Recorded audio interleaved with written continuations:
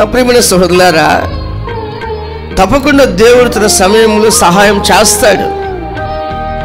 ఇంకా ఎన్నటికీ సహాయం లేదంటే నువ్వు దేవుని చిత్తానుసారమైన నడిపింపులో లేవు, నువ్వు దేవుని చిత్తానుసారమైన ప్రార్థనా జీవితం గడుపుతలేదు అని అర్థం.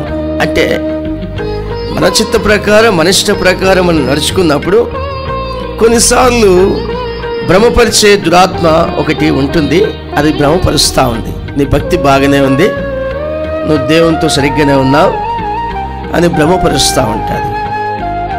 ఆ యొక్క భ్రమపరిచే ఆత్మ మనిషికి జీవితంలోకి ఎలా ఎంటర్ అవుతుంది, ఎలా వస్తుందంటే, ఎప్పుడైతే మనిషి తప్పు చేసి హృదయాన్ని కఠినపరుచుకుంటాడో అప్పుడు భ్రమపరిచే ఆ యొక్క దురాత్మ మనిషి జీవితంలోకి ఎంటర్ అయ్యి చేసే భక్తి అంతా కరెక్ట్గానే ఉన్నట్లుగా అనిపిస్తుంది.